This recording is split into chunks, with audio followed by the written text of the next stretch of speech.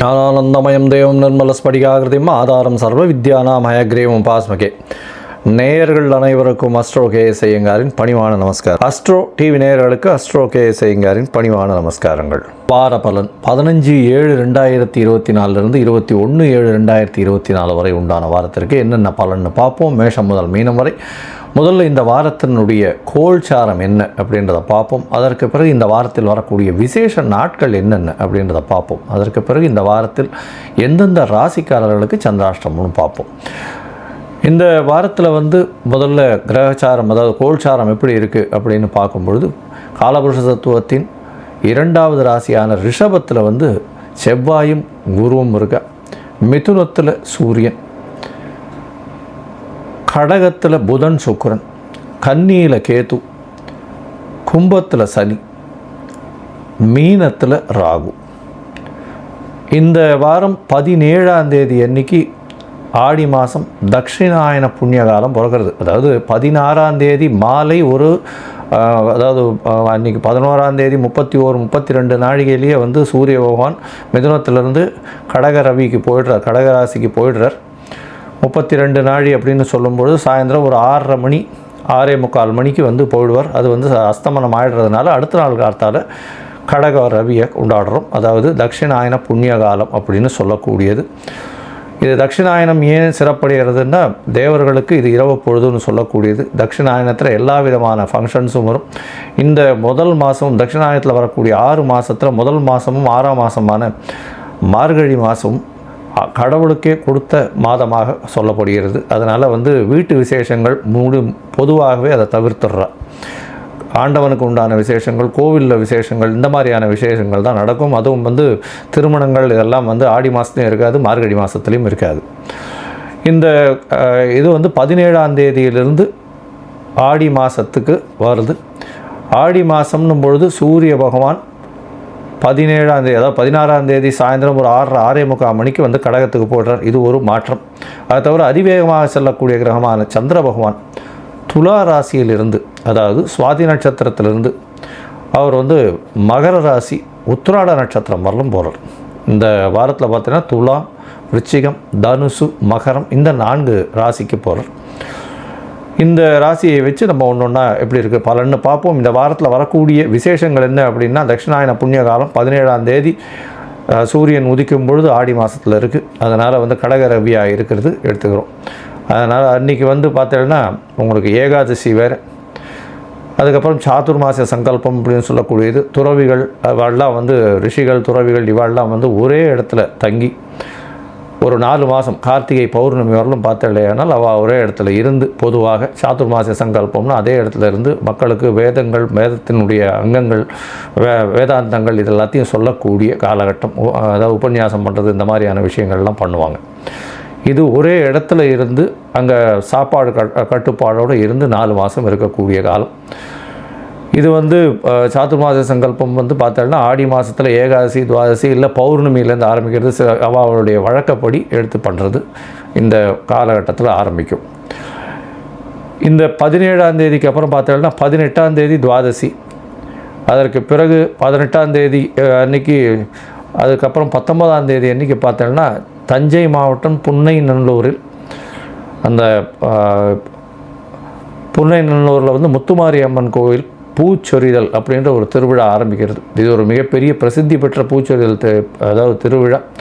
அதுவும் ஆடி மாதம் அம்மனுக்கே உகந்த மாதம்னு சொல்கிறது. செவ்வாய்க்கிழமையும் வெள்ளிக்கிழமையும் புத்துக்கு பால் தெளிக்கிறது. அம்மனுடைய இது ரொம்ப அதிகமாக இருக்கக்கூடிய காலகட்டமாக இருக்குது.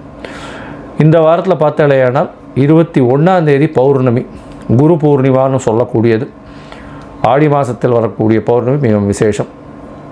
அதை தவிர ஹயக்ரீவர்னுடைய ஜெயந்தி, ஹயக்ரீவர் உதித்த நாளாக சொல்லக்கூடியது. அதனால் படிக்கக்கூடிய மாணவர்கள், போட்டித் தேர்வுக்கு இருக்கக்கூடிய மாணவர்கள் 21ஆம் தேதி ஞாயிற்றுக்கிழமை அருகில் இருக்கக்கூடிய ஹயக்ரீவரை போய் சேவிச்சுட்டு வர்றதும், அவருக்கு ஒரு ஏலக்காய் மாலை போட்டு வர்றதும் நல்ல ஒரு ஏற்றத்தையும் மாற்றத்தையும் நிச்சயமாக கொடுக்கும்.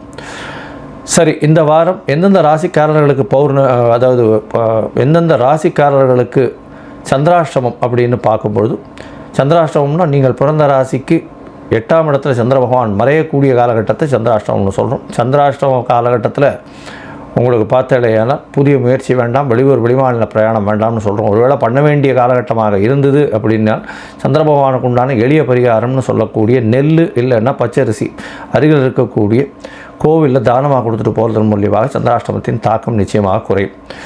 இந்த வாரம் பார்த்தாலேயானால் மீனம், மேஷம், ரிஷபம் மற்றும் மிதுனம் இந்த 4 ராசிக்காரர்களுக்கு சந்திராஷ்டமம் இருக்குது. இந்த வாரத்தில் ஒரு ராசியாக மேஷம் முதல் மீனம் வரை எப்படி இருக்குன்றதை பார்ப்போம். அதுக்கு முன்னாடி என்னுடைய மொபைல் நம்பர் கீழே ஸ்க்ராலிங்கில் போயிட்டு இருக்கோம். உங்களுக்கு அஸ்ட்ராலாஜிக்கல் கன்சல்ட் தேவைப்பட்டதுன்னா எனக்கு ஒரு ஃபோன் பண்ணுங்க, உங்களுக்கு அப்பாயின்மெண்ட் தரேன். உங்களுடைய date, time, place of birth, உங்களுடைய இது அதாவது பெயர், உங்களுடைய தாய் தகப்பனார் பெயர் இதுவரெல்லாம் அனுப்பி வைங்க. சந்தி இருக்கான்னு பார்க்குறேன் முதல்ல, அதாவது பாத சந்தி, நட்சத்திர சந்தி, ராசி சந்தி, லக்ன சந்தி, என்ன சந்தி இருக்குன்றதை பார்க்குறேன்.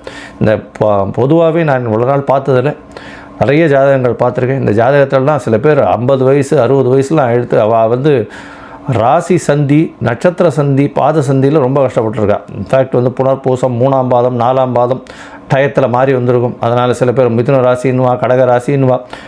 அதே மாதிரி உடைந்த நட்சத்திரங்கள்னு சொல்லக்கூடிய கிருத்திகை, உத்திரம், உத்திராடம், புனர்பூசம், விசாகம், அதை தவிர பூரட்டாதி இந்த மாதிரியான நட்சத்திரங்கள் வந்தது. ஆனால் அதே மாதிரி மிருகசீரிஷம், அவிட்டம், அதை தவிர வந்து சித்ரா நட்சத்திரம் இதெல்லாம் வந்து உடைந்த நட்சத்திரங்கள்னு சொல்லக்கூடியது. ஏன்னா ஒரு ராசிக்கு 2 ராசியில் அந்த நட்சத்திரங்கள் வரும்.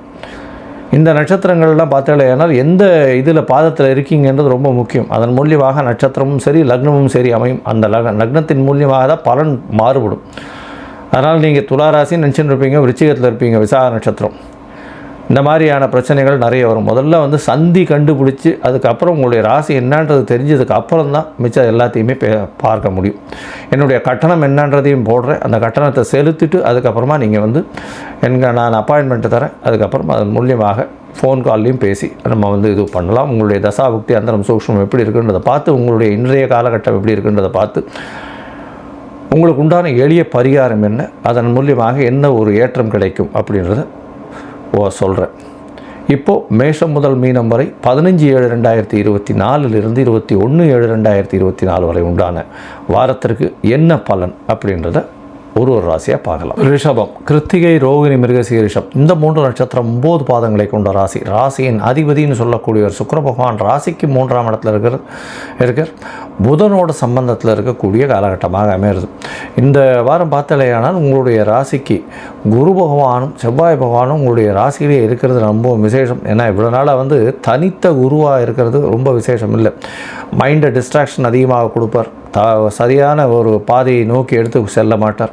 இந்த மாதிரியான பிரச்சனைகள்லாம் இருந்திருக்கும். தனித்த குரு பாழ் அப்படின்னு சொல்லக்கூடிய, தனித்த அந்தணன் பாழ்னு சொல்லக்கூடியதுனால தனித்த குரு இருக்கிறது அந்த அளவு விசேஷம் இல்லை. உங்களுடைய ராசிக்கு ராசியிலேயே குருவும் செவ்வாயும் சேர்ந்து இருக்கிறதுனால அதாவது குரு மங்கள யோகம் அமையிறது. இது ஒரு பெரிய ஏற்றமான யோகம். சப்தமாதிபதியும் உங்களுடைய ராசியிலே இருக்கிறதுனால பார்ட்னர்ஷிப் பிஸ்னஸில் இருக்கிறவர்களுக்கு பெரிய ஏற்றம் கிடைக்கும். நண்பர்கள் மூலியமாக நல்ல ஒரு ஏற்றம் கிடைக்கக்கூடிய காலகட்டம். திடீர் பணவரவு வரும். பார்ட்னர்ஷிப் பிஸ்னஸில் திடீர்னு ஒரு வியாபார ஏற்றம் இருக்கக்கூடிய காலகட்டம். செலவுகள் கொஞ்சம் அதிகமாக இருக்கக்கூடிய காலகட்டம். சுப செலவுகளாக இருக்கக்கூடிய வாய்ப்புகள் உண்டு. 12ஆம் அதிபதி ராசியிலேயே இருக்கிறதன் மூலியமாக வெளியூர் வெளிமாநிலம் செல்லக்கூடிய வாய்ப்புகள், ஷார்ட் ட்ரிப் இருக்கக்கூடிய வாய்ப்புகள் நிச்சயமாக இருக்கும். உங்களுடைய ராசிக்கு பார்த்தீங்கன்னா 2ஆம் இடத்துல இருக்கக்கூடிய சூரிய பகவான் மூலியமாக பேச்சில் ரொம்ப கடுமையாக இருக்கும். பேச்சில் கொஞ்சம் ஜாகிரதையாக இருக்கிறது நல்லது.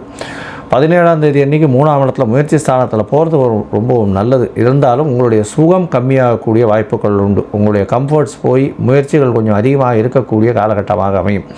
பணவரவிற்கு பஞ்சம் இருக்காது. ஏன்னா 2ஆம் அதிபதியும் 3ஆம் இடத்துல இருக்கிறது பெரிய விசேஷம். இந்த வாரம் பார்த்தலையானால் உங்களுடைய ராசிக்கு 5ஆம் இடத்துல கேது பகவான் இருக்கிறதுனால குழந்தை பேர், அதாவது ப்ரெக்னெண்ட்டாக இருக்கிற விமன்ஸ் எல்லாம் கொஞ்சம் ஜாகிரதையாக இருக்கிறது நல்லது. ஏன்னா கேது பகவான் 5ஆம் இடத்துல இருக்கிறது அந்த அளவு விசேஷம் இல்லை. இருந்தாலும் குரு பார்வை இருக்குது, அது நல்ல ஒரு ஏற்றத்தை கொடுக்கக்கூடிய காலகட்டமாக இருக்கும். 10ஆம் இடத்தில் இருக்கக்கூடிய சனி பகவான் வக்கரகதி அடைஞ்சிருக்கார். வக்கரகதி அடைஞ்ச சனி பகவான் மூலியமாக தொழிலில் கொஞ்சம் மாற்றங்கள் ஏற்படக்கூடிய வாய்ப்புகள் இந்த வாரம் நிச்சயமாக உண்டு. 11ஆம் இடத்தில் இருக்கக்கூடிய ராகு பகவான் மூலியமாக நல்ல ஒரு ஏற்றம் கிடைக்கக்கூடிய காலகட்டம். வெளியூர் வெளிமாநிலம் பிரயாணம் போகக்கூடிய பாக்கியம் உண்டு. வெளிநாட்டிலிருந்து சுப செய்திகள் வரக்கூடிய வாய்ப்புகள் உண்டு. படிக்கக்கூடிய மாணவர்களுக்கு வெளிநாடு போய் படிக்கக்கூடிய யோகம் நிச்சயமாக இருக்கும். இந்த வாரத்தில் அதிவேகமாக செல்லக்கூடிய சந்திர பகவான் உங்களுடைய ராசிக்கு 6ஆம் இடத்துல இந்த வாரத்தை ஆரம்பிக்கிறார்.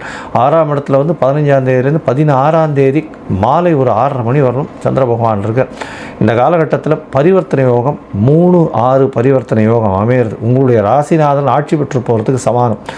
அதனால் வந்து போட்டித் தேர்வு இந்த மாதிரியான விஷயங்களில் வெற்றி பெறக்கூடிய வாய்ப்புகள் நிச்சயமாக உண்டு.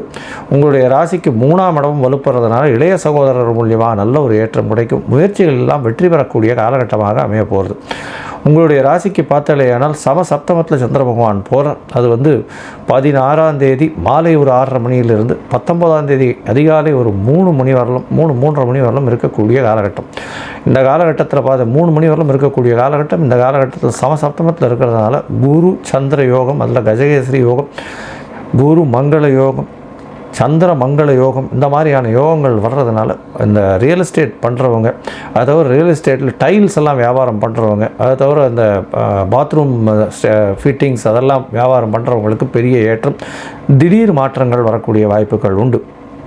கலைத்துறையில் இருக்கிறவங்க, அதை தவிர பால் வியாபாரம் பண்ணுறவங்களுக்கு ஒரு பெரிய ஏற்றம் கிடைக்கக்கூடிய காலகட்டம். பால் துறையில் இருக்கிறவங்க, பால் பதனிடும் துறையில் இருக்கிறவங்க, ஆடை நெய்யக்கூடிய கார்மெண்ட் இண்டஸ்ட்ரியில் இருக்கிறவங்களுக்கெல்லாம் பெரிய ஏற்றம் கிடைக்கக்கூடிய காலகட்டமாக இருக்குது. உங்களுடைய ராசிக்கு பார்த்தோம்னா 8ஆம் இடத்துல சந்திர பகவான் போகிறார். அது வந்து 19ஆம் தேதி அதிகாலை ஒரு 3 மணியிலிருந்து 21ஆம் தேதி காலை ஒரு 8:30 மணி வரலும் இருக்கக்கூடிய காலகட்டத்தில் சந்திராஷ்டம காலம்னு சொல்கிறோம். இந்த சந்திராஷ்டம காலத்தில் பார்த்தோம்னா 8ஆம் இடத்துல சந்திர பகவான் மறைகிறார். புதிய முயற்சிகள் வேண்டாம். ஏன்னா முயற்சி ஸ்தானாதிபதியே 8ஆம் இடத்துல மறையும் பொழுது தவறான முடிவுகள் வரும் அப்படின்றதுனால சொல்கிறோம். சந்திராஷ்டம காலகட்டத்தில் புதிய முயற்சி வேண்டாம், வெளியூர் வெளிமாநில பிரயாணம் வேண்டாம்ன்றதை கண்டிப்பாக சொல்கிறோம். உங்களுடைய ராசிக்கு 9ஆம் இடத்துல சந்திர பகவான் போகிறார். இது வந்து 21ஆம் தேதியிலிருந்து 24ஆம் தேதி காலை 00:35 அதாவது எர்லி மார்னிங் 12:35 அப்படின்னு சொல்லக்கூடிய டைம் வரலும் இருக்கார் 24ஆம் தேதி. இதனால் வந்து என்ன அப்படின்னா 9ஆம் இடத்துல சந்திர பகவான் இருக்கிறதும் சூரியனும் சந்திரனும் ஒருவரை கூட 180 பாகை பௌர்ணமி யோகமும் இருக்குது. நல்ல ஒரு ஏற்றம் கிடைக்கக்கூடிய காலகட்டமாக அமைய போகிறது. இந்த வாரத்தில் பார்த்தாலேயானால் ஏன்னா 21ஆம் தேதி மாலையே வந்து பௌர்ணமி வந்துடுறது பெரிய ஏற்றம் கிடைக்கும். தந்தையின் உடல்நிலையில் நல்ல ஒரு ஏற்றம் இருக்கும். உங்கள் உடல்நிலையில் சீரான உடல்நிலை இருக்கக்கூடிய காலகட்டமாக இருக்கும். முயற்சிகள் நல்ல ஒரு ஏற்றத்தை கொடுக்கும். படிக்கக்கூடிய மாணவர்களுக்கு நல்ல ஒரு ஏற்றம் கிடைக்கக்கூடிய காலகட்டமாக அமையப்போகிறது. மொத்தத்தில் இந்த வாரம் பெரிய ஏற்றத்தை கொடுக்கக்கூடிய வாரமாக இருக்கும். அருகில் இருக்கக்கூடிய மாங்காடு அம்மன் கோயிலுக்கு போயிட்டு வாங்க. ஆடி மாதம் பிறந்துடுறது நல்ல ஒரு ஏற்றமும் மாற்றமும் உங்களுடைய வாழ்க்கை. சமஸ்தா சுகினோ பவந்து. நன்றி, நமஸ்காரம்.